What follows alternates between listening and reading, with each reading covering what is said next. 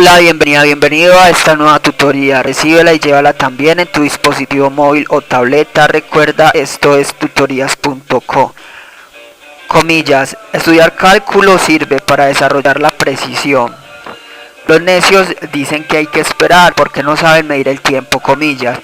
Como se observa en la figura, el ejercicio planteado consiste en crear un programa que permita intercambiar los datos de las posiciones pares de un vector. Es decir, la posición 2 con la 4, la 6 con la 8, etc. Se plantea la solución en un programa de 22 líneas. En la línea 4 se importa la librería random. Esta librería permitirá generar números aleatorios.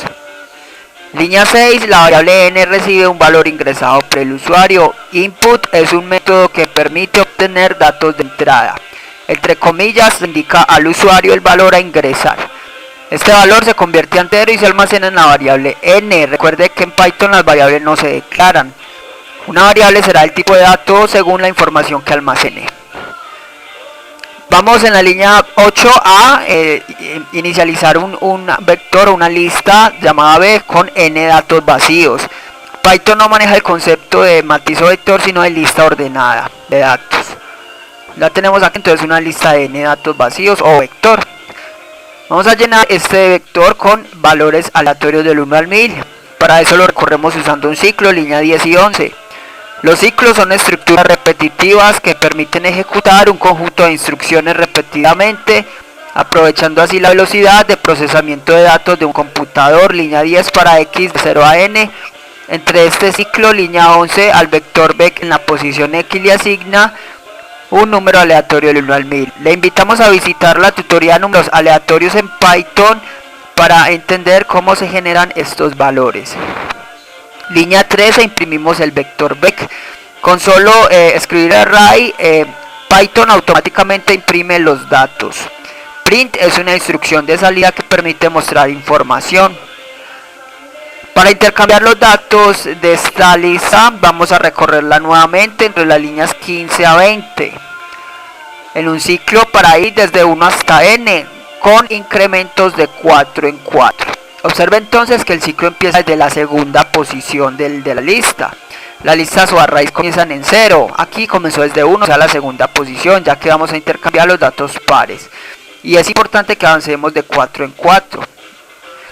Entonces, entre este ciclo, entre las líneas 17 a 20, vemos una condicional. Recuerde que las sentencias condicionales permiten a un programa tomar dos o más caminos alternativos. Línea 17, si i más 2 es menor que n, en caso de ser cierto, entre las líneas 18 a 20 intercambiamos estos datos. Observe que vamos a acceder a un espacio de memoria i más 2 de un vector. Si ese dato que se encuentra en la posición está disponible, es decir, si no se pasa del tamaño del vector, podremos realizar el intercambio. Por eso es importante hacer esta validación para que no haya un desbordamiento de acceso a memoria. Entonces, en caso de ser cierto, línea 18, auxiliar recibe el dato del vector b en la posición i. Línea 19, al vector b en la posición i le asigna el dato del vector b en la posición i más 2. Y línea 20, al vector b en la posición i más 2 le asigna auxiliar. Así se realiza el intercambio entre el dato de la posición i con el dato de la posición i más 2.